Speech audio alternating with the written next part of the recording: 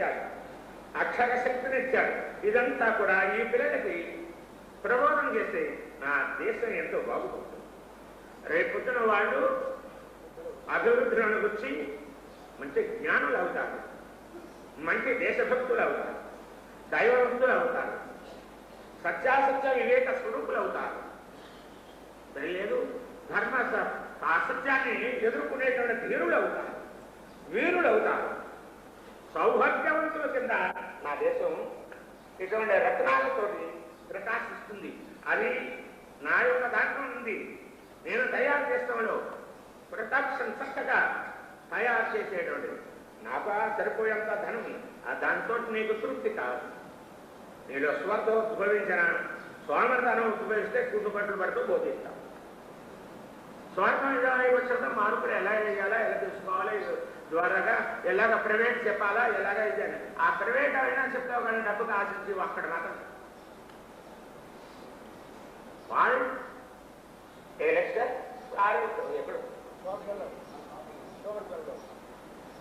కుదుబట్లు పడతారు.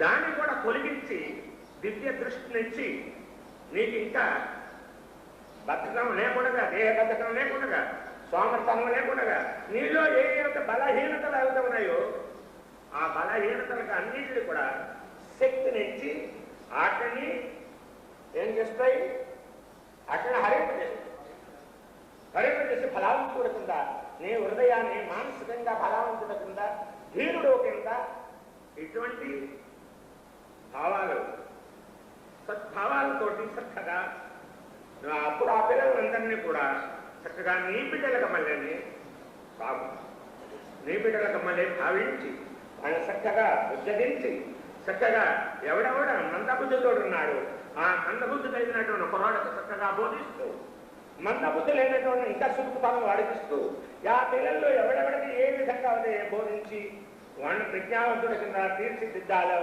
అటువంటి ధీరత్వం, అటువంటి దృష్టి, అటువంటి శక్తి నీకు అధ్యాత్మ శక్తి నీకు అందిస్తుంది. అధ్యాత్మ శక్తి అలాగ బోధిస్తూ ఉంది. అధ్యాత్మ శక్తి నీ మీద ఎలా పనిచేస్తున్నందుకు ఇలా పనిచేస్తుంది. తెలియలేదు ఇటువంటి భావాన్ని నీకు తెలియకుండా నీ లోపలికి ప్రవేశిస్తుంది. అటువంటి ధీరత్వంగా అటువంటి ప్రేమ దృష్టి నీకు అందదు.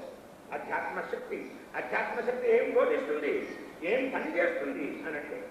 కనుకనే రామరాజ్యం రావాలంటే మన ముందు రాముడు అధ్యాత్మ శక్తి ఇచ్చుకున్నాక గురు సేవ చేసి వాళ్ళను ఆర్జించారు. ఆర్జించినటువంటి శక్తి దేశం మీద తనకి దేశాన్ని. రాముడు ఎప్పుడు కవిత్వాన్ని ధరించలే. విభీషణుడు అడిగితే రామాయణుడు కూడా గురుశక్తి సత్యమైన కవిత్వాన్ని నేను ధరిస్తున్నాను. నాకెందుకయ్యా, మా అన్నగారు చాలా బలాక్షుడు, రథం ఉంది, కవచాన్ని ధరించాడు, వజ్ర కవచాన్ని ధరించాడు, ఇంకెన్నెన్నో అస్త్రశస్త్రాలు తీసుకొస్తున్నాడు అన్న. నా దగ్గర సత్యం అనేటువంటి అస్త్రం ఉంది, గురుశక్తి కవచం ఉంది, గురువు ధ్యానం ఉంది. గురుదేవుడి ఎడల నాకు విశ్వాసం శక్తి లేదు. నా గురుశక్తి అస్త్రానికి ఏ అస్త్రం కూడా సరిపడదు అన్నాడు. నేను ధరించాను. ఆయన తెల్లారేపటికి నవకోటి శివాలయాలకు పూజ చేసిన శివ పూజ దురంధరుడైన వరహంకారం కవచాన్ని, వరహంకారం ఎప్పుడైతే ప్రవేశించిందో కవచాన్ని ధరించాడు. ఆ ధర్మం అక్కడ ఉంది. ఈ ధర్మం అనేటువంటి సత్యం అనేటువంటి అస్త్రం ఇక్కడ ఉంది. కనుక విజయం ఎవరిది? రామచంద్రుడు. అలాగే అధర్మాన్ని జయించేటప్పుడు ధర్మరథం ఎవరిది? అర్జునుడు ఉన్నటువంటి ధర్మరథం మీద ఎవరున్నారు? ప్రియాత్మ స్వరూపుడు అయినటువంటి సర్వగుణరహితుడైనటువంటి గోవిందుడు ఉన్నాడు. స్వార్థపాణి అయి సాధిస్తున్నాడు, అందరినీ కూడా ఛేదిస్తున్నాడు. విజయాన్ని తన శరణన్న వాడికి విజయాన్ని చేకూర్చాడు అంట ప్రకాశింపజేశాడు. రత్నానికి మళ్ళీ ప్రకాశింపజేశాడు, సూర్యుడికి మళ్ళీ ప్రకాశింపజేశాడు. చూసారా, భగవంతుని ఎడల సత్యం అనేటువంటిది ఉంది.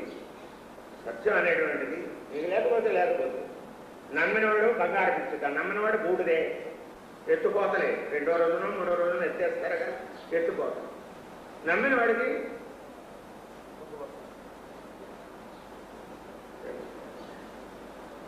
భూపాల్లో విశ్వశక్తి నీకు కనపడకుండా పని చేసిందా? కనపడకుండా ఎంతమంది మానవుల్ని, ఎంత జీవకోటిని అలింపజేసింది అది. ఎదది ఆ విశ్వశక్తికి అంత శక్తి ఉంటే అధ్యాత్మ శక్తికి ఎంత శక్తి ఉంటుంది? ఎలా ప్రజలను తీర్చిదిద్దుతుంది?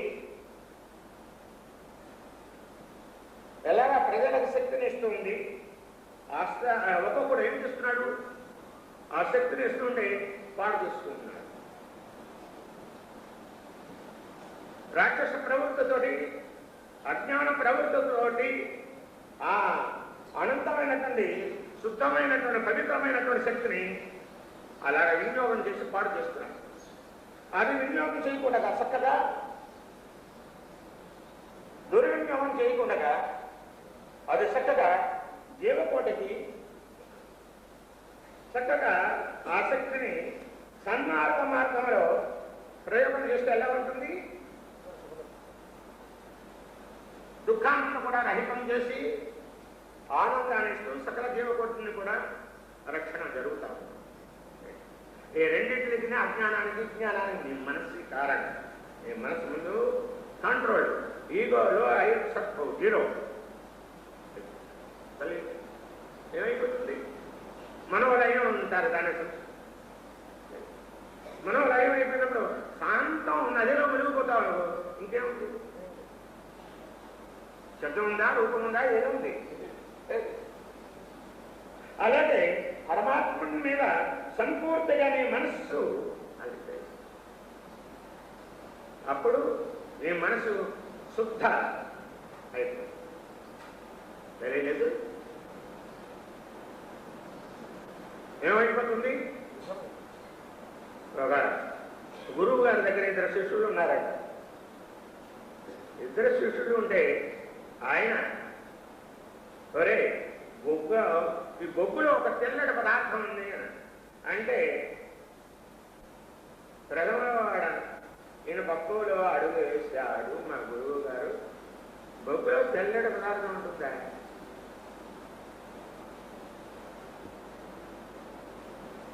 అని నోరు ఆలోచించి చూశాడు కొంచెం. రెండవ వాడు, బొగ్గులో తెల్లటి పదార్థం ఉంది, ఈ నల్లటి పదార్థాన్ని తొలగించి తెల్లటి పదార్థాన్ని తీసుకురా అని ఆజ్ఞాపించాడు. నవనదులు కాదు, సమస్త నదులన్నీ తిరిగాడు, కడిగాడు. నమ్మకం చెమ్మకం చదివి పంచామృతాలతో కూడా అభిషేకం చేశారు. వాటిని ఇది పాడు చేసింది. కానీ శుద్ధమైనటువంటి ఆవు పాలు తీసుకొచ్చి కడిగాడు. ఆ పాలన్నీ కూడా పాడు చేసినాయి, కానీ నల్లగా తయారు. ఇది మాత్రం తెల్లగా తయారు. పాలతో గడితే మాత్రం ఉంటుంది. ఎంత చదివితేనేమి హీనుడా గుణము మానగలుగుతాడా? ఏది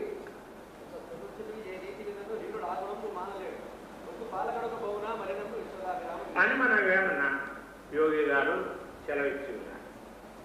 అలాగే వీడు వెళ్ళాడు, సాగడానికి వెళ్ళాడు, ఎన్ని తిప్పలు పడాలో అన్ని తిప్పలు పడ్డా సరే అవన్నీ దీని రూపాన్ని ధరించింది. కానీ దాని రూపాన్ని మాత్రం పాలు కూడా దీని మసి రూపాన్ని ధరించింది. కానీ మసిని మాత్రం పాలకి తెల్లగా కాకుండా తయారు చేయాలి. దుష్ట సాగత్యం కూడా అంతే అబ్బాయి.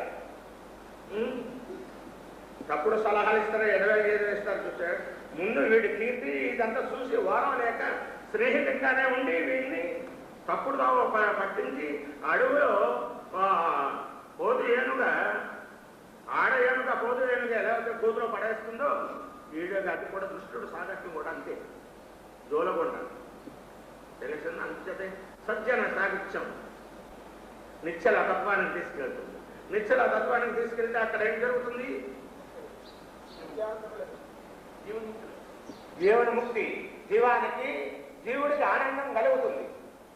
ఆయన భావాలు, ఆయన పోకడి, ఆయన ప్రవర్తన అంతా కూడా ఎలా ఉంటుంది? సత్య మార్గాలుగా ఉంటాయి. సత్య నడక కింద ఉంటుంది. ఆ సత్య నడక చూసి వారి యొక్క ప్రవృత్తిని చూసి ఆనందిస్తారు. ప్రజలు ఆనందిస్తారు, భగవంతుడే ఆనందిస్తారు, సమస్త భూతములు కూడా ఆనందం. ఎందుచేత ఆ సత్య ప్రవృత్తిలో అటువంటి విశేషం ఉంది. అలాగే సత్య ప్రవృత్తికి వీడు ఆఖరికి బొక్క ఏం చేస్తుంది అని వీడితో నానా అవస్థపడ్డాడు. ఫస్ట్ ఓ శిష్యుడు, రెండో శిష్యుడు ఆయన రోజు బోధిస్తూ ఉండేవాడు గీత. ఓహో, ఆయన మనసు గురుదేవుడు ఏదైతే బోధామృతాన్ని కురిపింపజేస్తున్నాడో, స్వాతి వర్షానికి ముచ్చు సిప్పలో పడ్డది ముచ్చు అవుతుంది, నేల మీద పడ్డది నేల పాలవుతుంది, సముద్రంలో పడ్డది నీళ్ళ పాలవుతుంది అన్నట్లుగా ముచ్చు సిప్పగా మళ్ళీ నోరు అట్లాగా మనస్సు ఆ యొక్క గురుదేవుడు బోధించినటువంటి ఆ బోధామృతంలో సత్యం ఏది అని ఆ సత్యాన్ని గ్రహించాలని అలాగా దృష్టి పెట్టి అలాగా శ్రద్ధాభక్తులతోటి అట్లాగా ఉంటుంటే అందులో జ్ఞానాగ్నే ఎన్నో అధ్యాయము 4 ఎన్నో అధ్యాయం 4వ అధ్యాయం ఎన్నో శ్లోకం చెప్పలేదు మరి అలా చదువుకుంటే ఎన్నో శ్లోకం అంటే ఎన్నో శ్లోకం అంటే రోజు అధ్యాయం చెప్తారు కదా.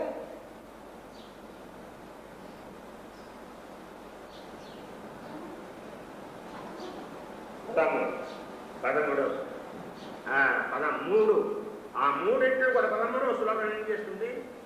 సత్యము శివము సుందరం కింద మార్చేస్తుంది.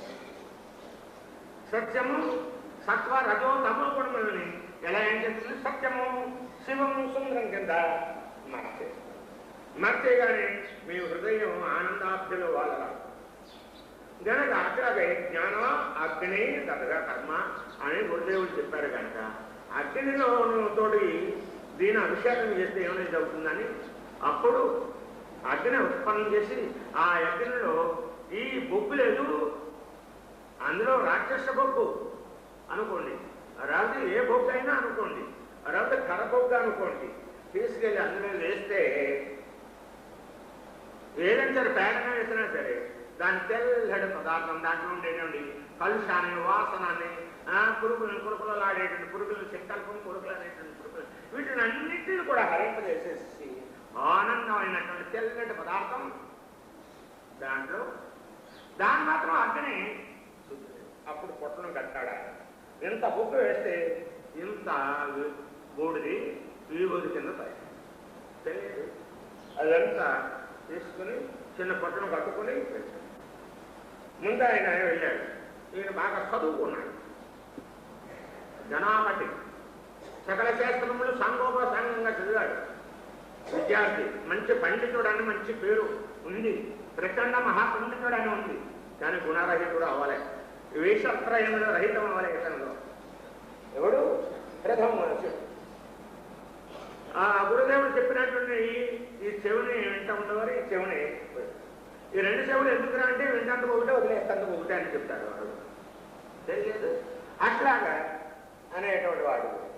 కనుక గురువు గారు జయించామండి, మీరు అన్నట్లుగా శుభ్రంగా సమస్త తీర్థములతోటి నమ్మకము చమకము మహాన్యాస పూర్వకంగా అక్షరం పొరపాటు లేకుండా వ్యాకరణ శాస్త్రంతో తర్కశాస్త్రంతో ఏదైతే చెప్తుందో ఆ విధానంగా శృతి స్మృతి ద్వారాగా ధాతువు ఏమి కూడా సన్నగిల్లకుండా నేను అభిషేకించి ఈ బొగ్గని ఇంత పవిత్రతగా నీ దగ్గర మీ ఎదుట నిలబెడుతున్నాను బాబా ప్రభు గురుదేవా అని అన్నాడు. సారే నేనే సారనే ఉంటా అని అంటాడు బాబు. సారి కాదు, గురుదేవ. గురుదేవ అన్నదాంట్లో గురు సార్ అన్నదాంట్లో ఉంటుంది. అవుంటే అర్థం ఒకటే కానీ బాబు మీ నాన్నగారు బాగున్నారా అన్నదానికి ఏమో తారక బ్రహ్మం మీ అమ్మ మొగుడు బాగున్నారు అలాగా రెండింటికి అర్థం ఒకటే. అప్పుడేం చేస్తావు? భూమి మీద ఏమి లయజ్ఞానం చేస్తావు.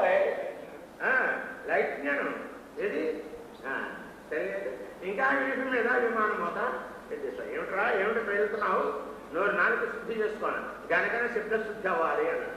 ఆ శబ్దాన్ని శుద్ధి చేస్తూనే పరమాత్ముడి యొక్క ధ్యానం, భగవంతుడి యొక్క నామం దివ్యనామంలో శబ్దం కాంచి శుద్ధి చేసుకుంటూ నేను శుద్ధంగా చేస్తాను. అలాగే ఇది ఇప్పుడు చెప్తున్నాను చూసారే, ఈ శబ్దం ఇది ఆహా ఓహో నీ పేరు సత్యనారాయణ. అబ్బాబ్బా నీ పేరు పెట్టినందుకు నీ పేరు నిలుపుకున్నావోయ్. కానీ అజ్ఞానం ఆవరించింది. సూర్యుడికి మాకు గ్రహణం ఎలాగ పట్టిందో అలాగే నీకు కూడా పట్టింది. గురు కాంతి మాత్రం నీ హృదయంలో నిలవలేదు గనకనే గ్రహాలు పట్టేందుకు సూర్యకాంతి తెలియలేదు. అడ్డు నష్టగా అయిపోయింది గనక అజ్ఞాన ఆవరణ దోషం ఆవరించింది.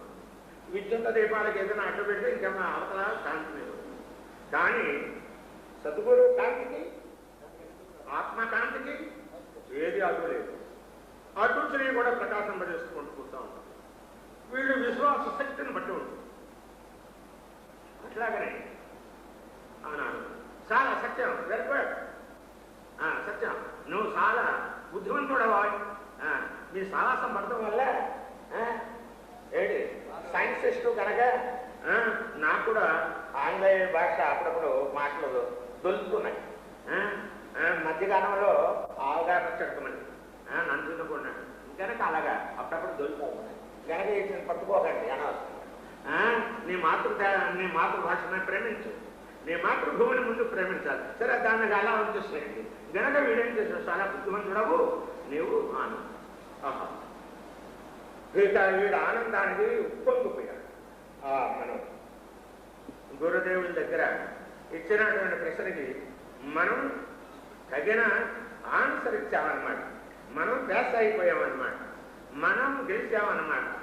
ఓహో నేను ఉత్తీర్ణుడు అయిపోయామన్నమాట.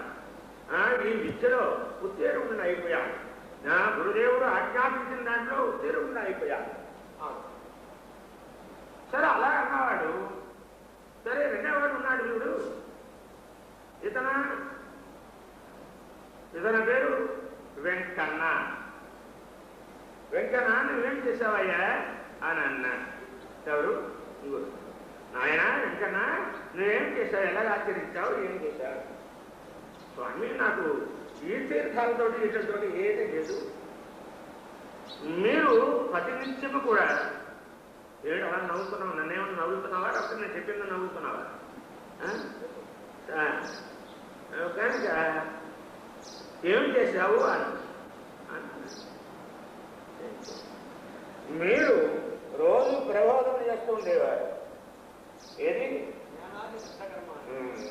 రోజు కూడా బోధామృతాన్ని నా హృదయంలో నింపుతూ ఉన్నారు. అది నేను నింపుకుంటానికే అడ్డున్నాయి కూడా తొలగించుకుంటూ అదే నా హృదయం నందు నింపుకున్నాను. అదేమో నా శరీరం ద్వారాగా రక్త ప్రవాహం ద్వారాగా నా మెంటలకు కూడా బుద్ధిబలాన్ని ఇచ్చింది. ఇచ్చి అదేం చేస్తుందంటే ఈ తీర్థాలు ఏది కూడా ఇదంతా ఎందుకు బోధామృతంలో ఉన్నటువంటి ఒక సూత్రాన్ని మనం పట్టుకుని రోజు జ్ఞానాగ్ని 4వ అధ్యాయంలో మనస్సు బుద్ధి చిత్త అహంకారం, మనస్సు సత్యము శాంతి దయ ప్రేమ కింద ఇది మనస్సు సత్యము చిత్తము శాంతి బుద్ధి దయ అహంకారము ప్రేమగా మారిపోతే ఈ అంతఃకరణ చతుష్టాయము శకునుడు దుర్యోధనుడు కర్ణుడు దుశాసనుడు ఈ నలుగురు కూడా సత్యము శాంతి దయా ప్రేమ కింద మారిపోతే ఇక ఆట నుండి వచ్చేటువంటి భావాలు పంచ పాండవులు ఎవరైతే కూడా హానికరం లేకుండా రక్తపాతం లేకుండా సత్యమైనటువంటి భావాలు ఉద్భవిస్తాయి కదా. అటువంటివి భావం మన హృదయంలో ఒకటి ఈ గురు అమృతం ద్వారాగా అటువంటి అమృత భావం నాకు వచ్చిందండి అని మీరు బోధించినటువంటి బోధా అమృతం హృదయం నిండిన నిండినటువంటి ఆ హృదయం నిండిన దాంట్లో నుంచి ఒక భావం వచ్చింది. అది అమృత భావము, గురుభావం. ఇది గురుశక్తి ద్వారాగానే వచ్చింది కదా అని అనుకుని విశ్వాసంతో, గాఢమైనటువంటి విశ్వాసంతో జ్ఞానాగ్నే దదగా కర్మ అని గోవిందుడు అన్నాడు. మీ హృదయ బాబు జ్ఞానాగ్నే దదగా కర్మ, జ్ఞానానికి తెలియదు. అలాగే ఆ అగ్ని తట్లు తీసుకొచ్చి అగ్నిని ఉత్పన్నం చేసి ఆ అగ్నిలో ఈ మసి బొగ్గును, ఈ రాక్షస బొగ్గునే కానీ మసి బొగ్గునే కాదు, తేడా కాదు, అన్నింటిని కూడా అందులో వేశారు. వేసి అన్నీ కూడా అట్లు ఉండేటువంటి కలుషానంతో కూడా హరింపజేసి శుద్ధమైనటువంటి తెల్లటి పదార్థం నిలిచిపోయినది. ఆ తెల్లటి పదార్థం పాలతో కడిగిన, సమస్త తీర్థాలతో కడిగిన, సాగరంతో కడిగిన, దేనితో కడిగినప్పుడు సరే అది జ్ఞాన అర్జున ఒక్కదాని ద్వారా, జ్ఞానార్జున ఒక్కదాని ద్వారా, మరైతే దాని ద్వారా కానీ, జ్ఞానం ద్వారా కానీ, దాని ద్వారా ఏది వస్తుంది? శక్తి వస్తుంది. శక్తి రాగానే ఏమవుతుంది? బలం. భక్తి లేనిదే శక్తి లేదు, శక్తి లేనిదే బలం లేదు, బలం ఉంటేనే మంచి చక్కని బుద్ధి ప్రచారం, దీనిలో మంచి భావాలు, ఏది సకల జీవకోటికి శుభములు చేకూర్చే భావాలే ఉత్పన్నమవుతాయి. కనుక కోరికలు సంకల్పించిన అటువంటి సత్సంకల్పం అంటారు. అటువంటి ఆ ఏం చేస్తుంది? అందరికీ కూడా హాని చేయదు, చక్కనైనటువంటి ఆనందాన్ని అందజేస్తుంది. తను కూడా ఆనందాన్ని పొందుతాడు, తన ఆనందాన్ని పొందుతాడు. అలాగే ఈ బుద్ధి అంతా దయ్యం చేసి పాపూతుకు ఇలా విభూతి అయింది, బూడిదైంది, విభూతి అయింది గనక ఇదిగో అనే వెంకట ఏంటి ఇలాగా ఆలోచించాయని? నా గోదామృతములో ఇంత సారాంశం ఉందా, ఇంత సత్యం ఉందా, ఇంత శ్రద్ధగా విన్నావా, అది ఆచరించావా? ఆచరించినటువంటి ఆచరణ యోగము, యోగా అతీతమైనటువంటి మనసుని, అతీతమైనటువంటి ఆనందాన్ని హృదయం నిలిచినదా? అలా నిలిపినాదా నా యొక్క బోధామృతము? సత్య గురువులు మహాత్ములు చేసే బోధ ఇలా ఉంటుందా? కబీర్ దాస్, కమాల్ దాస్, రామదాస్ మొదలైనటువంటి వారు పానీశక్తి కూడా ముక్తినిచ్చాడు, మహానవాబుకి కూడా తెలియదు. అట్లాగా ఆనాటి ఈనాటికి కూడా అలా ప్రకాశిస్తూనే ఉంటుంది. ఓహో, మహాత్ముల యొక్క సాన్నిధ్యము, మహాత్ముల యొక్క బోధ, సత్యగురుదేవుని యొక్క ఆశ్రయిస్తే కలిగేటువంటి శక్తి, ధనము, భాగ్యము, సౌభాగ్యము, కీర్తి, ప్రజ్ఞ ఇలా ఉంటుంటుంది. ఇలా తెల్లగా ఉంటుంది నాయన. సూర్యుడు కాంతికి మళ్ళీ నువ్వు కూడా ప్రకాశిస్తావు. వీడు అజ్ఞాని, అగ్ని ద్వారా సిద్ధ అవుతుంది కానీ పాల ద్వారా, వీటి ద్వారా ఆచరణ కూడా కలుషం చేశాడు. వీడు నాయన బోధించినటువంటి దాంట్లో సత్యాన్ని గుర్తించలేదు. ఏడు బుద్ధి భౌతిక శక్తుల మీదనే, దేని మీద? భౌతిక విషయాల మీదనే పరిగెడుతుంది. అక్కడ కూర్చున్నాడు కానీ, ఉపాధి కూర్చున్నాడు కానీ గుట్లో మాత్రం ఎక్కడెక్కడో తిరుగుతున్నాయి, ఎక్కడెక్కడో భావాలు పోతా ఉన్నాయి, గుర్ర ఊళ్ళో తిరుగుతున్నాయి. మనిషి ఇక్కడే కూర్చుని ఉంటుంది. పేరుకి నేతి బీరకాయ కానీ, నేతి బీరకాయలో నెయ్యి ఉంటాను. నేను చిన్నప్పుడు అలాగే బీరకాయ, నేతి బీరకాయ అంటే గర్భంగా తీసుకొచ్చి అది ఇస్త్రకాడ పెట్టుకున్నాను. ఇంకా నెయ్యి ఉపయోగించకండి, ఇదిగో నేతి బీరకాయ దగ్గర పెట్టుకున్నాను, నేనంటే అనుకున్నాను. అంటే పాపం ఆయన పండితుడు పకాడించినవి, ఇది పేరుకి నేతి బీరకాయే కానీ దీంట్లో మాత్రం నెయ్యి ఉండదాయా అన్నాడు. అలాగే శాస్త్రాన్ని ఇలా చదువుకున్నాం అనమాట, శాస్త్రాతీతమైనటువంటి పరమాత్మని చూడలేదు అన్నమాట అని ఆ పక్కన ఉన్నటువంటి మనవరాలు తెలుసు. అలాగే మేము నామశాస్త్రం చూసుకోవాలంటే అట్లాగా వెంకట రత్నం అని అంటే 7 కొండల వెంకటని హృదయం అక్కడ కాదు చూసుకుని ఇక్కడ కూడా చూడవచ్చు, సర్వత్రా చూడవచ్చు. ఆయన ఏం చెప్పాడు? అది ఆచరిస్తాం పోయి మాట వెళ్ళి 100 రూపాయలు నాకు కలగజేస్తే రూపాయలు పెట్టే టెంకాయ పెరిగిపోయింది కనుక ఒకటే టెంకాయ కొడతాను. 10 టెంకాయలు అయితే 13 30 రూపాయలు అయిపోతుందని నేను వీడికి భయం. రాదు వాడు డిగ్రీలో ఏదో 1 రూపాయి వేసినంత మాత్రం చేస్తే వాడు తాను వస్తాడా? వీడి బుద్ధి దేని మీద ఉంటుంది? వాడు అలంకారం మీదనే ఉంటుంది, వాడు ఆభరణాల మీదనే చూస్తాడు. ఒకడైనా సిలిపెళ్ళి ఎలా చెక్కాడని చూస్తాడు. ఒక ఆగమ శాస్త్రము వేదంలో చదివినటువంటి ఆగమ శాస్త్రం చదివినటువంటి పండితుడు వెళ్ళి ఎలా శాస్త్రీయంగా వీడు ప్రతిష్ఠ చేశాడా లేదా ఈ శక్తి ఎక్కడి నుంచి వస్తుంది? అజ్ఞానం. పరమాత్మ శక్తి ఎక్కడి నుంచి వస్తుందంటే అని అనుకుంటాం, అజ్ఞానం కాదు. సూర్యుడి కాంతి ఎక్కడి నుంచి వస్తుందని అంటే ఎంత అర్థం ఉందో దీంట్లో కూడా ఉంటాడు. వాడు అలా చూస్తాడు. మరి భక్తుడు వెళ్తే శరం మీద ఉన్నటువంటి రోమ కాయడానికి కూడా ఏమవుతుంది? పులకరిస్తుంది. తర్వాత ఏమవుతుంది? దుఃఖం కాచి చేస్తాడు. ఆనంద భాష్యాలతో ఆయన దివ్య చరణారవిందములు అలా కడిగేస్తాడు. మన పరాన్ని పోతుంది ఆయన దివ్య చరణారవిందములు. ఆయనలో చీల కనబడదు, ఆభరణాలు కనబడవు, 6 కోట్లు 7 కోట్లు పెట్టినటువంటి కిరీటము, రత్న కిరీటాలు కనబడవు, ఆభరణాలు కనబడవు, ఏది కనబడవు. పాపాహారమైనటువంటి పాదముల ఎంత నిలిచిపోతుంది కనుక ఆ పాద కమలం నుండి వచ్చేటువంటి అమృతాన్ని స్వీకరిస్తూ ఆ ఆనంద భాష్యాలతో అది కడిగి ఆయన పాదాలు దివ్య చరణారంగంలో ముంచేసి ఆయన తన హృదయమందు ఆ లక్ష్మీనారాయణ చూస్తాడు. కానీ వెంకటేశ్వర స్వామి అనేటువంటి శిలాయుతం కానీ ఆభరణ భక్తుడికి ఈ ముగ్గురికి తేడా లేదు. ఒకడు ఆగమ శాస్త్రము, ఒకడో శిల్పి, ఒకడో స్వర్ణ వాడు బంగారు వస్తువులు ఈ రత్నాలు ఎలా పొదిగాడు ఎలా చేస్తాడని వాడు చూస్తాడు. శిలా విగ్రహం ఏమవుతుంది? విగ్రహంలో శాస్త్రయుక్తంగా చేశాడా లేదని ఈ శిల్పి చూస్తాడు, ఈ సభకి చూస్తూ ఉంటాడు. తెలియలేదు. మరి ముగ్గురు కాకుండా ఈ 3 దాటిపోయినటువంటి త్రిగుణరహితుడైనటువంటి భక్తుడు ఏమవుతుంది? ఈ దేవి కనబడే అతని దృష్టిలో లక్ష్మీ మనోహరుడైనటువంటి నిజమైనటువంటి వెంకటనే చూస్తాడు. నిజమైనటువంటి 7 కొండల వెంకట రమణన్నే చూస్తాడు. రమణ అంటే కాంతి. ఆ కాంతిని చూడగలుగుతాడు. ఆ కాంతిని తనలో చూసుకుంటాడు, బయట చూడగలుగుతాడు.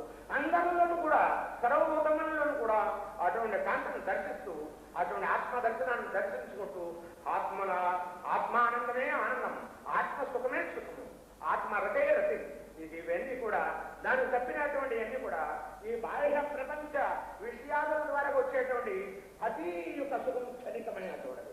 దాంట్లో ఏదో దుఃఖము తప్పకుండా గాలి తయారుగా ఉంటుందని తింటాము. 2 గంటలు కొంచెం తర్వాత దాని గుణం చూపిస్తుంది. బడబడా అంటూ ఉంటుంది, వర్షిస్తుంది. అక్కడి నుంచి డాక్టర్ కావాల్సి వస్తుంది. వాడేమో సమయం దొరికింది కదా అని ఇది కలర్ అంటాడు. ఆయన సంచి కళ్ళు అంటది, ఇంట్లో గొళ్ళు అంటాం. గాలి రుచిగా ఉంటుంది కదా. ఇంకా ఇట్లాగే అన్నింటిలో కూడా ధనం రుచిగా ఉంటుంది అనుకుంటాడు. ఆ ధనానికి ఒక స్థాయికి వచ్చిన తర్వాత అది తనకు చంపుతుంది, చంపినంత పని చేస్తుంది. సముద్రికి ఒకడు అంతకుడు సంపద స్వీకరించేస్తాడు. వీడు జీవనం ఉండగానే సత్తా ఉంటాడు. దాన్ని దాయాలి, ఎనగమిటాచి కాళ్ళు పట్టుకోవాలి, చేయంతాచి కాళ్ళు పట్టుకోవాలి. నానా విధముగా భగవంతుడు కాళ్ళకి భగవంతుడికి నమస్కారం చేసి మొత్తం ఎలాగా శిరస్సు ఉంచాలా అని అంటే వాడు వంచలేడు. ఎందుచేత దే అభిమానం, రాగద్వేషం, పదహంకారం, సంఘాహంకారం తెలియలేదు, విద్యా అహంకారము, నేనెంత భక్తుని, నేనెంత జ్ఞానిని, నేనెంత పండితుని అనేటువంటి మొదలైనటువంటి అన్ని కూడా అర్థం వస్తారు. వచ్చి అక్కడ స్పర్శ దర్శనం పాపనాశనం, స్పర్శ పుణ్యం, సంభాషణ కోటి తీర్థ లాభము, వందనము మోక్షము అని మన వేదము పవిత్ర గ్రంథాలు బోధిస్తున్నది. కనుక అటువంటి దాన్ని అందజేసేటువంటి దానికి అటువంటి శక్తివంతమైనటువంటి సత్యానికి తలకాయ వంచాడు. దేనికి వంచుతాడు? వాడు వచ్చాడంటే ఇది అక్కడికి ఈ ధనం ఎంత పాపకాలు చేసి ఎన్ని విధాలుగా పీడిస్తుంది. అక్కడి నుంచి ఎవరికైనా ఇస్తే భయం,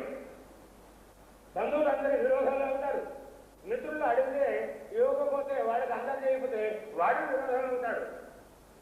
గలిపి ఉంది ముండా కొడుకు నాకే వడ్డీ లేకుండా ఇంత మిత్రుడు నాకు ఇవ్వకూడదు, ఒక 50,000 నాకు అవసరాన్ని గురించి అడిగాను, ఇవ్వకూడదు, వడ్డీ ఇస్తానంటాడు, వడ్డీ ఇస్తానంట అంతే, చెత్త మాత్రం వడ్డీ. మళ్ళా తిరిగి రాగానే భయం, అందరూ కూడా పీడించుతున్నారు. కనుక వీడికి శాంతి అది శాంతి ఉందా లేదు. కొన్ని భవనం కట్టుకుంటే శాంతి వస్తుందే. కొన్ని దారాపుత్రాలు అందమైనటువంటి రూపవతి అయినటువంటి భార్య కొడుకులు పుత్రులు ఉన్నారు. వాడేమో నీ ఎంతకాలం నీ దుఃఖాన్ని తీరుస్తారా? నీ వృద్ధాప్య స్థితి వచ్చిన తర్వాత కోడలాంటిది ఏమండి చాలా ఇంత భవనానికి అలంకారం. మీ నాన్నగారు చాలా వచ్చిన వారు అందరూ కూడా మూలుగుతూ ఏదో అలాగా ఇలా ఆడుతూ ఇల్లు వాగుతూ ఉంటుంటాడు, ఏదో మాట్లాడుతూ ఉంటుంటాడు. చాలా బాగోలేదండి ఇక్కడ. పోనీ మన పెరటి తొట్లను 2 గాజులు మీ నాన్నగారు కట్టించారు చూడు, ఆ 2 గాజుల పక్కన కొద్ది ఖాళీ ఉంటుంది కదా, ఒక నౌకర్ని ఒక మంచము నొలక మంచం ఉంది కదా, ఆ మంచము అక్కడ వేస్తే అక్కడ ఆయన మూత్రానికి వెళ్ళినా దేనికి వెళ్ళినప్పుడు సరే ఏ వాసన లేకుండా రుచి కంపు లేకుండా బాగా ఉంటుంది. ఈ రాగానే ఈ సీటింగ్ రూమ్లోను ఆయన మూలన అంటుంటే బాగోలేదండి. మీ కీర్తికి మీ ప్రజ్ఞకి మీరు ఇంత కీర్తి ఆర్జించినటువంటి వారు మన సువర్ణ గారు తండ్రి ఇలాగా బాగోలేదా, ఇంటికి నీట్నెస్ లేదు అని ఎంతెంతో అనుకుంటారని నా ఫ్రెండ్స్ కూడా వచ్చారు. వచ్చి ఏంటక్కాయ ఇలా ఉంది మీ ఇంట్లో, మీ మామగారిని ఎక్కడెక్కడ అక్కడ కూర్చోని కూడా ఆవిడ కూడా సలహా ఇస్తుంది, అడ్వాంటేజ్ ఇస్తుంది కనుక మీకు నేను అడ్వాంటేజ్ అన్నీ ఇస్తాను. ఇంకా ఈయనంటాడు అదే ఆలోచిస్తున్నాను కానీ అప్పుడు మాత్రం ఫిల్టర్ కాఫీ మాత్రం తెచ్చి ఇచ్చింది. అంత మునుపు ఆయనకి లేదు ఫిల్టర్ కాఫీ, ఆవిడకి నీళ్ళ కాఫీ ఇతనికి ఇచ్చేది. ఈ పనికి సాధించుకోవాలని ఫిల్టర్ కాఫీ మా గదాదుల్లోనికి ఈ విషబీజాన్ని ప్రవేశించబెట్టేందుకు కాఫీ ద్వారాగా ఆ కాఫీలో ఈ విషబీజాలని కలిపి ఇచ్చాడు ఈయన. అదే ఆలోచిస్తున్నాను, అదే కేకేస్తాను. అదేంటి ఆ సుపన్న కేకేసి ఆ సుపన్న ఎవరో నౌకర్ని అక్కడ వేసి ఓ మంచం ఒరే మంచం అదంతా కూడా అమ్మగారి సెలవు ఏం చెప్తాది ఆ విధంగా ఇది చేసి నాన్న ఏం తీసుకెళ్ళి అక్కడ అమ్మగారు ఏం చెప్తే అది ఆచేస్తుంది. నా పని ఉంది, నేను ఇప్పుడే వస్తాను దేవి ఇప్పుడే వస్తాను. ఆహా నిజమే నేను చెప్పిన అడ్వెంచర్ చాలా బాగా ఉంది. అవును ఇంకా 4-3 రోజులు ఎమ్మెల్యేస్ మరి మినిస్టర్స్ మొదలైనటువంటి వారు అందరూ కూడా మన ఇంటికే వస్తున్నారు. నేను డిన్నర్కి కేకేస్తాను గనక అప్పుడు ఈయన ఉంటాం బాగోదురే. నువ్వు చెప్పిన మాట చాలా బాగుంది. ఆ వచ్చినటువంటి వారిలో కూడా బుద్ధిమంతులు ఉండి ఏమయ్యా సూర్యన్న గారు మీ నాన్నగారు ఏరి ఎక్కడున్నారు, పాపం ఆయన ఎటువంటి సేవ చేశారు, ఎంత కష్టపడ్డారు, ఈ భవనం ఎంతగా కట్టారు, నేను ఎంత చేశారు, ఏకైక పుత్రుడవు కదా ఏరి మీ నాన్నగారు ఏరి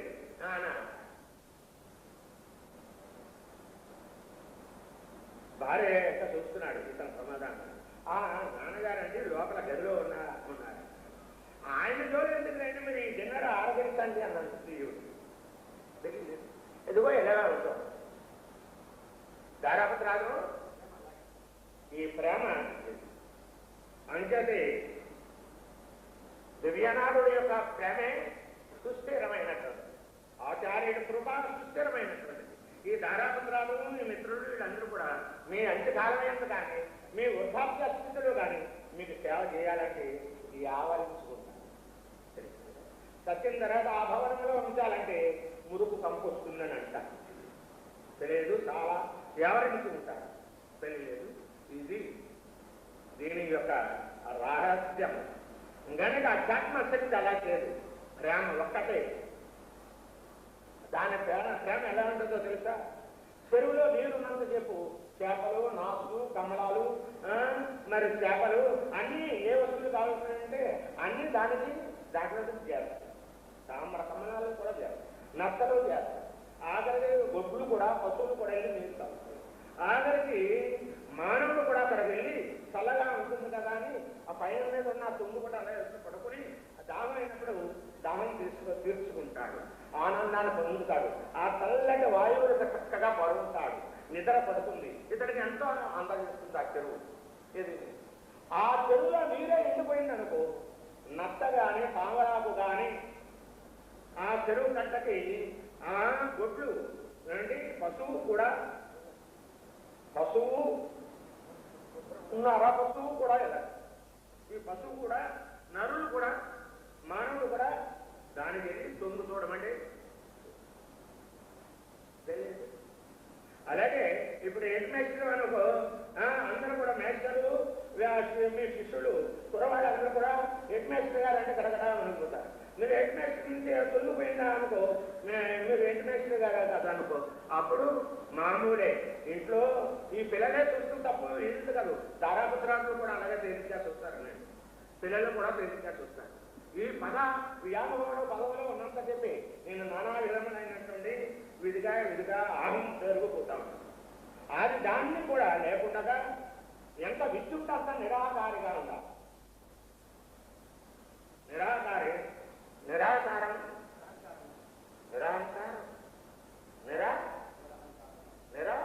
అహంకారం, సాకార అహంకారం, సాకార బ్రహ్మం, నిరాకార బ్రహ్మం, నిర్గుణ బ్రహ్మం తెలియదు. నిరాకారంగా ఉండాలి. ఆకారం కారం, ఆ కారం రెండు అరిగిపోతే అహం అహంకారం అనగదు. ఆనందము నీ హృదయం అంతా నిలుస్తుంది, నీ ఐశ్వర్యము నిలుస్తుంది, నీ శక్తి నిలుస్తుంది, నీ కీర్తి నిలుస్తుంది. నిరాకార స్వరూపుడు పాపం. ఆయన పదవిలో ఉన్నప్పుడు కూడా ఎన్ని జీవకోటికి ఎన్ని కుటుంబాలని రక్షించాడు ఆయన అనేటువంటిది ఇప్పుడు కూడా శాశ్వతంగా ఉంచేటువంటిది ఏది? కారం హరించిపోయి ఆనందము అంటే సత్యము ఆనందము గనక తెలిసిందా? అట్లానే ఈ శిశువు కూడా భగవంతుడు అట్లాగా అధ్యాత్మ శక్తి అటువంటి దుష్ట శక్తులను అన్నింటినీ కూడా హరింపజేసి అధ్యాత్మ శక్తిని హృదయం నుంచి అలా ప్రకాశిస్తా ఉంటారు. అటువంటి ప్రకాశాన్ని ప్రకాశించాలని కోరుకునేవారే సద్గురు దేవుడు అనమాట. ఇక మొదలు పెట్టండి, మీకు కావలసినట్టు.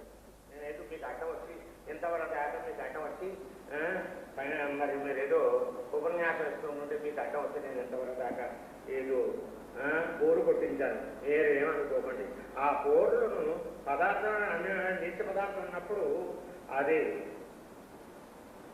నాదాన్ని ఇవ్వలేదు, తెలియలేదు. అది లేకుండా ఉంటే వేణుగానం ఎంత ఆనందాన్ని ఇస్తుంది. ఆ నాభం ఆ మధ్యని కాదా అది పంచ దొంగ కింద ఉన్నప్పుడు అది నాభం ఇవ్వలేదు. ఆ అందులో ఉన్నటువంటి దొంగలో ఉన్నటువంటి కలుషాన్ని అంతా కూడా తీసేసిన తర్వాత డొల్లక కింద తీసిన తర్వాత అది నాదం ఇస్తుంది. అలాగే మీకు ఏదో బోరు కొట్టించాను కానీ నాదం మాత్రం ఉంచుతున్నా, సత్యం మాత్రం ఉంచుతున్నా, సత్యాన్ని మాత్రం నింపుకుంటారని నేను ఆశిస్తున్నాను. కనుక మీకు అఖండ భక్తి జ్ఞానాన్ని సకలైశ్వర్య భోగభాగ్యాన్ని సాధించి సర్వదా జగన్మాత సర్వదా రక్షించుగాక. సుఖీ భవ సుఖీ భవిష్యతి. సర్వదా జగన్నాథుడు రక్షించుగాక. సుఖీ భవ. సర్వదా గురుపాదుకులు కాపాడుగాక. సుఖీ భవ సుఖీ భవ. హరి ఓం తత్సత్.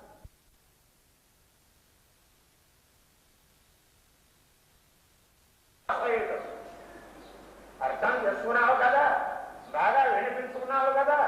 రేపొద్దున అన్నగారి దగ్గరికి వెళ్ళి మీ అన్నయ్యతో ఏం చెప్తావు? నే సైన్యం అంతా ఒక్క సైడ్ నేను ఒక్కడే ఆయుధాన్ని ధరిస్తున్నటువంటి ఒక్కడే ఒక సైడు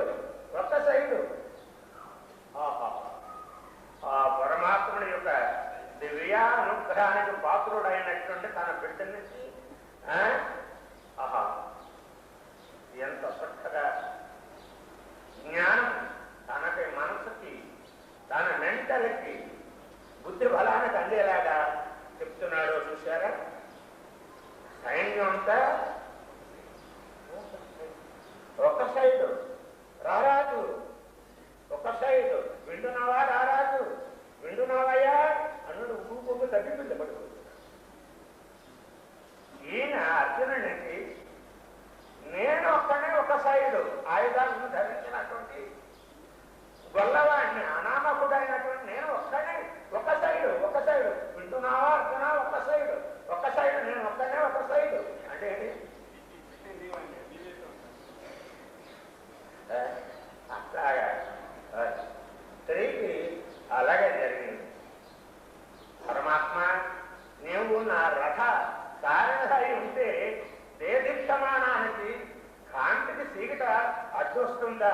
విజయాన్ని నాది. కృష్ణ ప్రభు, నీ దివ్య శరణారంధములు నా రథాన్ని అలంకరిస్తే దేదీప్యమానంగా నానారత్న ఆభరణాలు అలంకరించినటువంటి రథం కూడా ఎందుకు పనికిరాదు?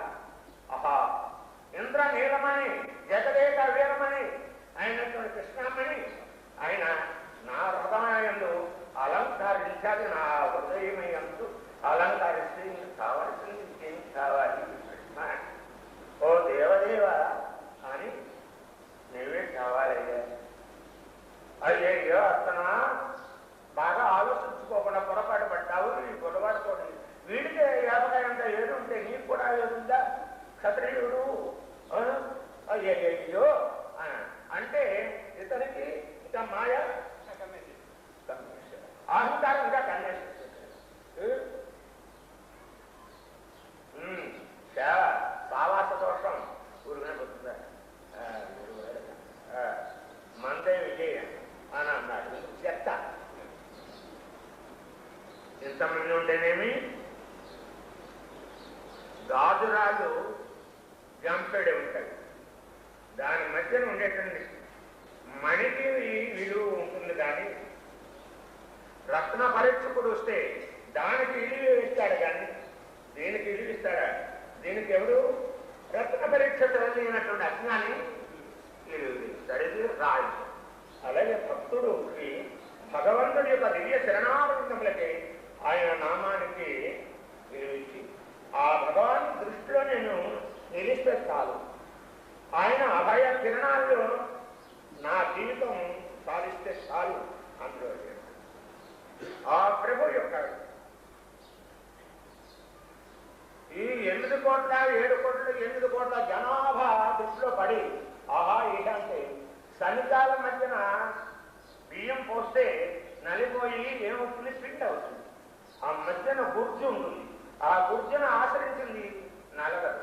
ఇది ఎంత స్పీడ్గా తిప్పినా సరే గుర్రగుర్రం గుంజాలప్ప గుంజాలప్ప అని పాడుకుంటూ తిప్పినా ఏం చేసినా సరే దానికి ఆ గుర్చుని ఆశ్రయించిన దానికి ఆశారహితమైనటువంటి ఆనందం ఎప్పుడు కూడా అటువంటి హృదయాత్మతోటి అటువంటి హృదయానందముతోటి ఆత్మానందముతోటి భగవత్ ఆనందముతోటి ఆనందములో వాళ్ళలాడుతూ ఉంటుంటాడు భక్తుడు. ఆయనే పరమహంస స్వరూపులు అంటారు. వారే సత్యకుడు దేవుడు. ఇంత ప్రపంచంలో కూడా ఈ భూమి ఆకాశం తిరగరాయ మధ్యన ఉన్నప్పటికీ కూడా ఆ రాయల మధ్యన పడ్డాయేమో పిండి అయిపోతుంది. గుర్జునే ఆ మధ్యన ఉన్నటువంటి గుర్జుని ఆశ్రయించినటువంటి దాన్ని ఏమవుతుంది? బీజారహితమై పునర్జన్మ లేనటువంటి స్థితిని పొందుతుంది. తెలియదు శాశ్వతమైనటువంటి స్థితిని పొంది ఆనందాభిలో వాడనాడుతూ ఉంటూ ఉంటుంటాం. ఇది భగవంతుడిని ఆశ్రయించిన వాడు. నిజమైన భక్తుడికి కూడా అంతే దృష్టి అలాగే. లేని వాళ్ళు తెలుగురాళ్ళ కింద పడిపోయింటారు. అంటే ఏమిటి? ప్రపంచాన్ని భౌతిక ప్రపంచాన్ని నమ్ముకున్నవారు, అధ్యాత్మ శక్తిని నమ్ముకున్నటువంటి వారు, ఆధ్యాత్మికమైనటువంటి పరమాత్మని నమ్ముకున్నటువంటి సత్యమైనటువంటి వస్తువుని నమ్ముకున్న వాడికి ఎంత తిరిగినా సరే దీనికి అపకారం మాత్రం జరగదు. అపకారం చేయలేదు, చేసినట్టుగా ఉంటుంది. అయ్యో పాపం బయట ఉన్నవాడు ఇది తిరగరాయిలో ఇది కూడా పడిపోయిందేమో అని అనుకుంటారు. కానీ మా వాసుదేవుడు ఈ యొక్క దివ్య శరణానందములు ఆశ్రయించిన వాడికి ఆశారహితుడు. అదే శంకరుడు చెప్పాడు. ప్రపంచంలో భాగ్యశాలి ఎవరు అంటే ఆశారహితుడు ఒక్కడే భాగ్యశాలి. ఆశని జయించిన వాడే ధనికుడు, వాడితే సుఖశాంతులు, వాడితే సంపూర్ణమైనటువంటి నా తత్వాన్ని గురుతత్వాన్ని అర్థం చేసుకోగలుగుతాడు. గురుతత్వాన్ని అర్థం చేసుకోగానే పరమాత్మకు వాడి యొక్క లోటు ఏముంది అని అన్నాడు. అని ఆయన సరే నీ భావం నువ్వు చెప్పుతూ ఉంది, మీకు అడ్డం వచ్చాను నేను యక్షసుమి మహాపాతకములన్నీ కూడా హరించుగాక. ఓం కృష్ణాయ నమః. ఓం వాసుదేవాయ. కృష్ణ కృష్ణ కృష్ణ కృష్ణ. ఏంటి ఈ ఈ కర్ణేంద్రియములు ఇటువంటి నిత్య భావాలైనటువంటి వాక్యములు వినపడేలాగా చేస్తున్నాడు ఏమిటి ప్రభు అని అనుకునేవారు. ఎవరు?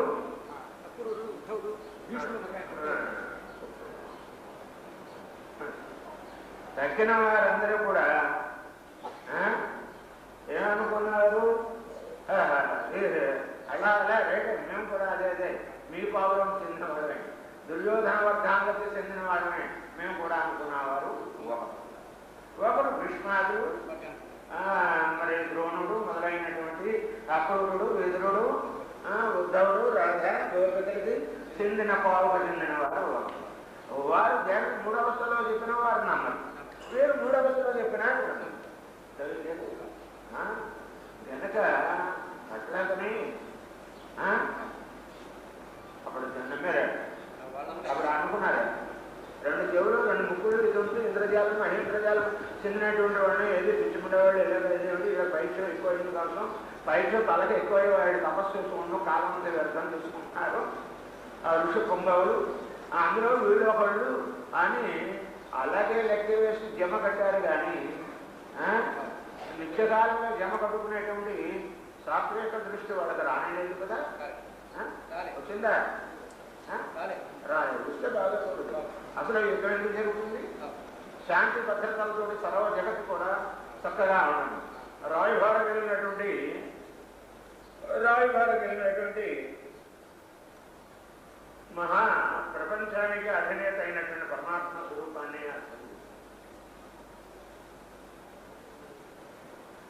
కృష్ణ పరమాత్మ కృష్ణుడు ఎలాగనే అర్థం చేస్తుంది. ఆ కృష్ణ పరమాత్ముడి యొక్క కిరణాలు శాంతి కిరణాలు వాడి హృదయం వెంటనే ప్రవేశించారు. శాంతి భద్రతలు దేశానికి. దుర్యోధనుడు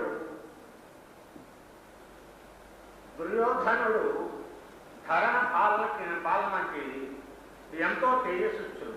దుర్యోధనుడు గనక వాడు దుర్మార్గుడు అయినా సరే దుర్యోధనుడు ధర ఆకారం ఉంది కనుక ధరను పరిపాలించేటువంటి వాడు అయినప్పటికీ సరే ఆ పరిపాలన ఎలా ఉండను శాంతికరణాలతో విదగలదు. ఆయన రాజభారాన్ని అర్థం చూసుకోలేదు, నిరాశకుడు అయ్యాడు. అర్థం చేసుకుంటే సైన్యాన్ని ఎందుకు కోరుకుంటాడు?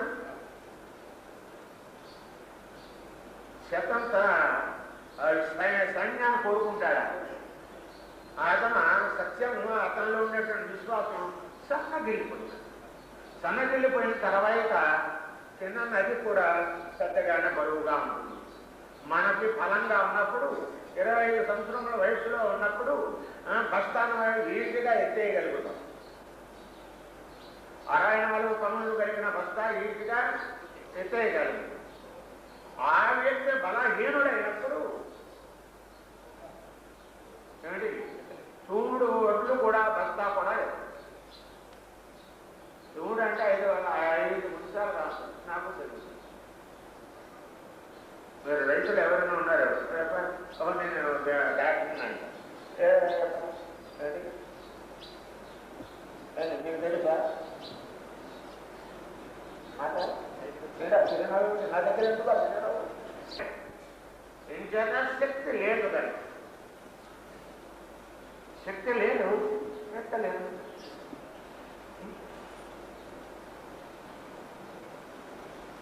తెలియదు. ఆ మనిషి అదే నాను, అదే మనిషి. వాళ్ళు పొడుగు తగ్గలేదు కాదంటే శరీర పరిణామం వచ్చింది, దాని శక్తి పరిణామం అయింది. దానిలో శక్తి, దేహశక్తి, తాను నేను బలపడుతున్నా అనుకున్నాడు. ఇప్పుడు ఎంతమంది ఎత్తగలుగుతారా? ఎత్తలేడు. వాడు 90 సంవత్సరాలు వచ్చిన తర్వాత ఎత్తమంటే ఎత్తుతాడా?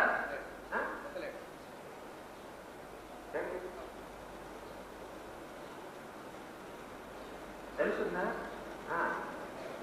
మరి డిఫరెన్స్ లేదు.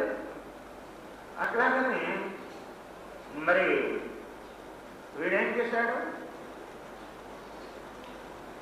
అతనిలో బలహీనత ఏదవుతుందో శక్తి తగ్గిపోయింది. ఎవరికి? దుర్యోధనుడు.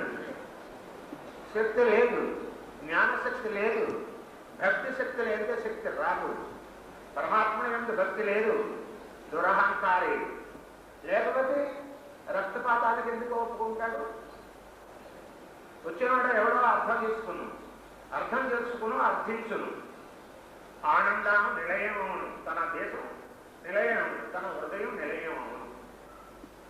ఆనంద స్వరూపుడైనటువంటి పరమాత్మనే ఆర్థించేవాడు. ఆర్థిస్తే ఏమవుతుంది? తన ఆవేదనతో కూడుకున్నటువంటి ఇంద్రియములకు శాంతి ఇచ్చదు. సంపూర్ణ తన రాజ్యంతో కూడా శాంతిని ప్రసాదింపజేసేటువంటి శాంతాకారుడైనటువంటి గోవిందుణ్ణి అర్థం చేసుకోవాలి. ధరణి అంతా ఏమైపోయింది? దుఃఖమైపోయింది.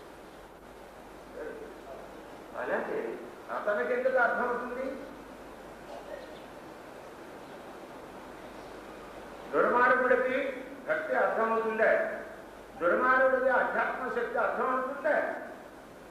నేను ఎంతైనా చెప్పు, చెవిటోడి దగ్గర శంఖము ఊదనలాగానే అవుతుంది. గుడ్డువాడి దగ్గర, అంధుడి దగ్గర అర్థం చూపించినట్లుగానే అవుతుంది. సౌందర్య రాశిని తీసుకెళ్లి చూపిస్తూ సుఖం ఏమిటి? వాడు చూడగలుగుతారా? అర్థం చేసుకోగలుగుతారా? అంతే. జ్ఞానహీనుడైనటువంటి వాడికి,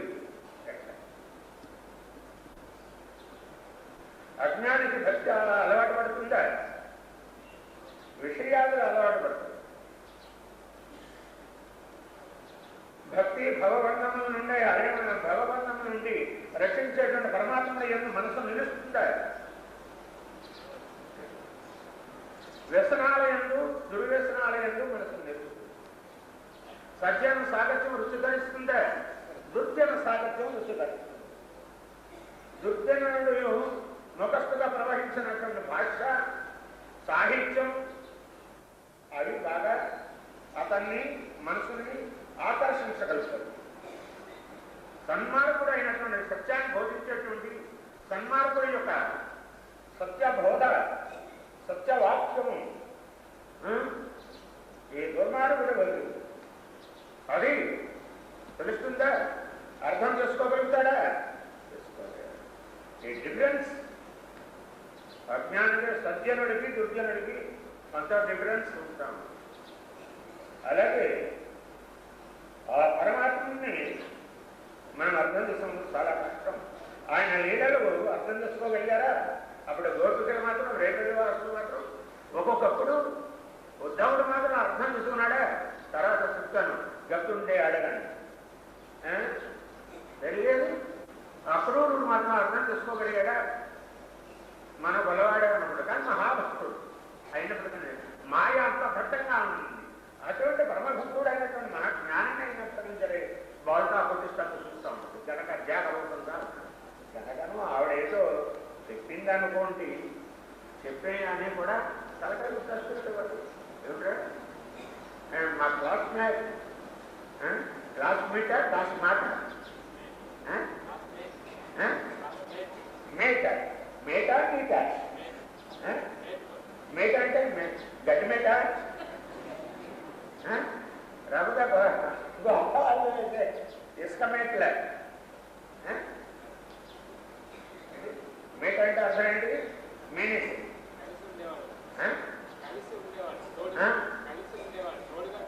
కలిసి ఉండేవాడు అనమాట. కలిసి ఉంటే ఎవరితో కలిసి ఉంటే నీకు ఆనందం వస్తుంది అబ్బాయి. మరి మీట్ అంటే ఎలాగా? మీట్ అంటే ఇంకొక అర్థం కూడా ఉంది.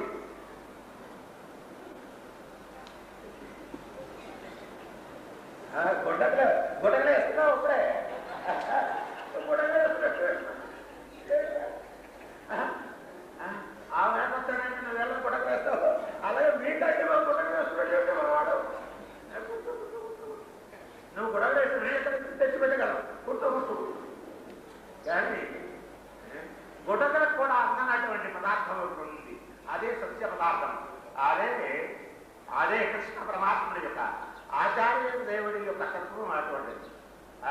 గుడ్డలేసి గుడ్డలు కూడా అక్కకుండగా చక్కగా గుడ్డను నింపి చక్కని బలాన్ని ఇస్తూ చక్కనటువంటి ఆనందాన్ని ఇస్తుంది. తెలియలేదు, అది ఆ పదార్థం. ధరణ రుచుల కన్నా నిన్నైన పదార్థం అది ఆచార్య దేవుడి యొక్క దివ్య నామం. ఏమిటబ్బాయి ఏం కూర్చున్నావు నువ్వు? ఇందాక నుంచి కాళ్ళు ఆవుతున్నాయి తీరినయా? కూర్చుంటావా? నువ్వు త్వరగా కూర్చున్నాను ఏదైనా సమాధానం చెప్తావా? ఏమిటి నీ అనుభవం ఏంటి?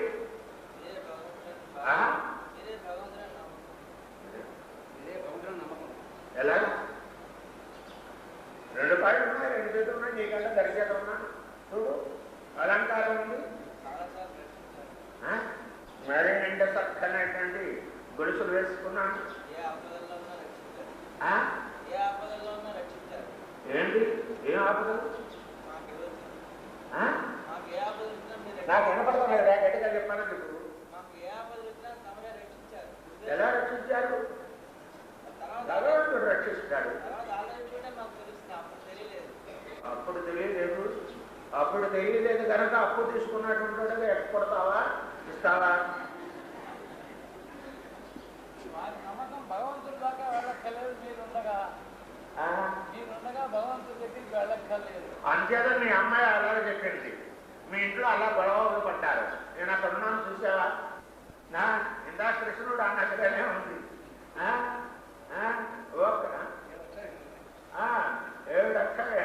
7 లక్షల మందికి ఆయన సేవ చేశాడు. ఈయన కావాల్సింది ఏమిటి? 7 ఋషి అన్నమాట.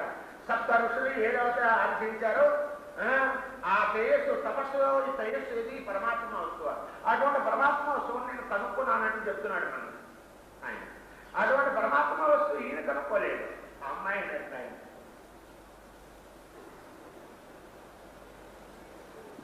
ఆయన గర్భవాసాన్ని పుట్టినటువంటి ఒక స్త్రీ, చిన్న అమ్మాయి అయినటువంటి 25-24 సంవత్సరములు ప్రాయం కట్టమయ్యా. అంతేనా? అంత కరెక్టేనా? నేను మీరు జాతం చూడండి. మాకు మీరు చెప్పారు కాదు, మా అమ్మాయికి 25 సంవత్సరాలని చెప్పారు కదా. మీరు తప్పు చెప్పరు.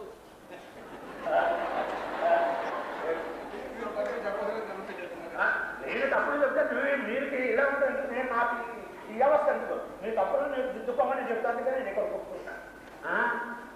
మాకు మీకు అవస్థ ఇదే, అదే నీకు తెలియదు. ఆవిడ 25 సంవత్సరాలు అయినప్పటికంటే ప్రాయంలో ఆవిడ నిర్ణయించుకున్నటువంటి గొప్ప విషయం. ఆవిడ చాలా చక్కనైనటువంటి నిర్ణయం. దానికి నిలబడతాను. నిలబడలేనప్పుడు రూపాన్ని సాధిస్తాను అనేటువంటి నిర్ణయాన్ని కూడా నా పితృదేవతలకి నేను సేవ చేసుకుంటూ, ప్రజా సేవ చేసుకుంటూ శక్తి కలిగినంత వరకు దాకా కూడా ఇది నా నిర్ణయం నాన్నగారని వారి అమ్మగారికి వీళ్ళు వారికి కూడా ఆ కిచెన్లోను, హాల్లోను, గదిలోను, మీ ఏకాంత రూములోను, మీ ఏకాంత రూములో నేను కూడా వచ్చానయ్యా స్వామి. మీ ఇద్దరు అడావిడిలో మీరున్నారు కానీ నా ఏడావిడి నన్నేమన్నా చూశారు? అయ్యింటిలో ఆ తాతయ్య మాట్లాడుతున్నారయ్యా, మీరు ఏకాంతంగా అనుభవించాలని నేనే చేస్తానయ్యా. లేదు వెళ్ళిపోవా? ఏకాంతంగా అనుభవించేది నేను ఎలా ఉంటాను? ఉంటాను కానీ మీ కారణత నాకు తెలియనటువంటిది ఎక్కడ ఏకాంతాన్ని అనుభవిస్తా ప్రమాదంలో తెలియనటువంటిది ఇది ఉందా పిచ్చివాడా? అయ్యయ్యో ఎంత పొరపాటుగా మాట్లాడుతున్నావయ్యా.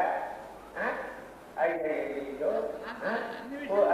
గడియారం చూసుకుంటే గంటలు అవుతుందా, కాలం అవుతుందా?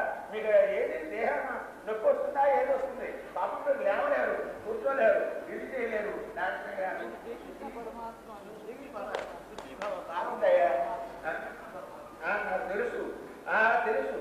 మీ ఏదో తీసుకురాలేకపోయారే మా వాడిని అని అనుకుంటున్నావు. అనుకున్నా పర్వాలేదు, కూర్చోండి. ఆయన నిజమే, నేను ఆయనే చెప్పారు ఇవన్నీ. ఆయన కాబట్టి నాకేం తెలుసురా, చెప్పరా?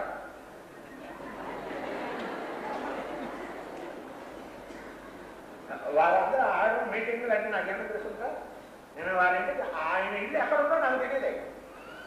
ఆయనకే తెలియదు. ఆయన రూమ్, ఆయన రూమ్కి ఎన్ని గదులు ఉన్నాయో, ఎన్ని కిటికీలు ఉన్నాయో, ఎన్ని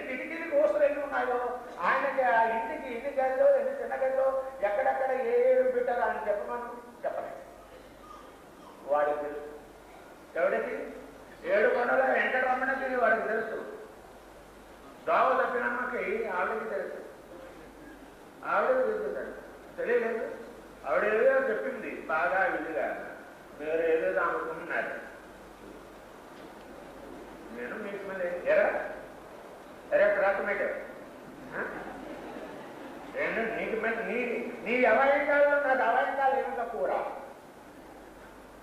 నీకు మళ్ళీ నేర్చుకున్నాను కదా, మానవతుడే కదా. అలాగే పొరపాటు పడ్డావే ఉన్నాం. నీ పొరపాటు సరిగ్గా దిద్దుకోపాయి బాబా దిద్దుకోని చెప్పబోయి నీ బాబా నువ్వు గడ్డ మీద ఆధార మీద పెట్టుకుంటున్నావు.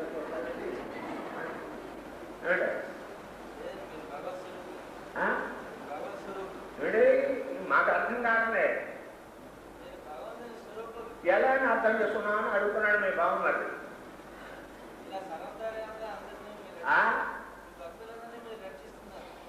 ఏమో నా భక్తులందరూ ఎలా రక్షించాలని మీ బావమరిది అడుగుతున్నాడు. ఆయనకే చెప్పుకో, నాకెందుకు ఏమయ్యే అడుగుతూ నాతో అంటే అడుగు. చూడండి ఇక్కడ బావమరిది ఇక్కడికి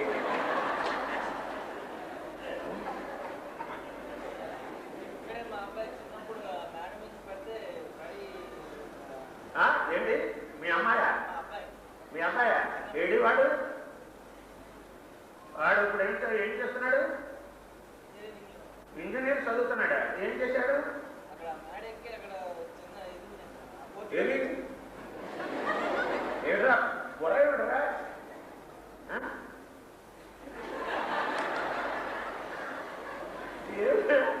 అదే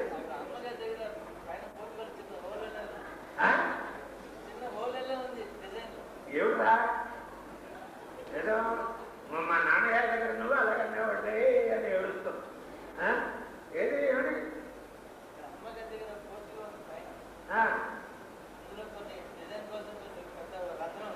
రంధ్రం ఉందా? నీకు రంధ్రం లేదు, ముక్కు రంధ్రాలు ఉన్నాయి, నాసిక ఇంద్రియ రంధ్రాలు ఉన్నాయి, చెవుకు రంధ్రాలు ఉన్నాయి, నోటికి రంధ్రాలు ఉన్నాయి. మరి ఏ రంధ్రాలు లేవురా? అలాగే దానికి కూడా ఏదో రంధ్రం ఉందేమో. కాదేలా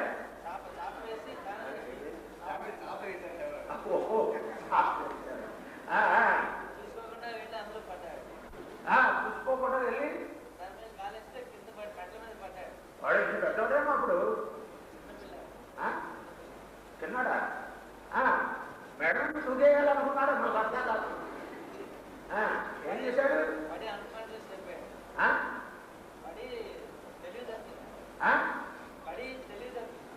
సంసార సాగరంలో పడి తెలుగు తప్పిందా నీకు? తెలుగు తప్పిన మాట్లాడి తెలుగుదేశం మాట్లా, తెలివైన మాట్లా, తెలుగు తప్పు మాట్లా. తెలుగు తప్పిన మాట్లాడి జాగ్రత్త ఊరుకుంటాడండి.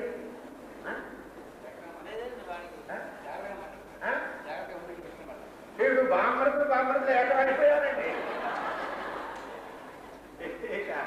మన మీద ప్రయోగం చేస్తున్నారు. చూసారా ఆచార్య గారు? చూసారా వీళ్ళిద్దరూ కూడా ఎలాగా యజ్ఞిస్తున్నారు? వాళ్ళిద్దరు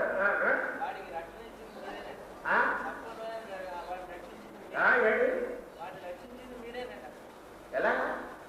ఎందుకంటే ఆ తర్వాత 2 రోజుల తర్వాత పిలిచి ఏమైంది మీ వాడి కదా అంటే ఇలా పడ్డాడు బాబు అని చెప్పి, అయితే వెళ్ళి డాక్టర్ దగ్గరికి చూపించుకోమన్నారు. డాక్టర్ దగ్గరికి వెళ్ళి ఎక్సర్సైజ్ చేస్తే అందులో ఏమీ లేదు, మామూలుగా ఇది కేవలం భగవద్. డాక్టర్ దగ్గరికి వెళ్ళి చూపించకపోతే మీ పిచ్చి వదులుతుందా?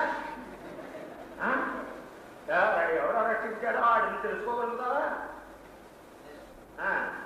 కేవలం భగవద్గీతనే మాకు ద్వారానే గురువులే రక్షించేస్తాం. నేనా? రూపరహితుడైనటువంటి రూపనామరహితుడైనటువంటి పరమాత్ముడు రక్షించాడు. అయినా కూడా రూపంలో వస్తారు భగవంతుడు. భగవంతుడు రూపంగా గురుదేవ రూపంలోనే వస్తాడు. రూపరహితుడైన భగవంతుడు చూడలేము కాబట్టి రూపంలో వచ్చి గురుదేవ రూపంలో వచ్చే ఆయనే భగవంతుడు. నేను వాడికి చేస్తున్నాను మీ బామర్ది. చూడు అడుగు.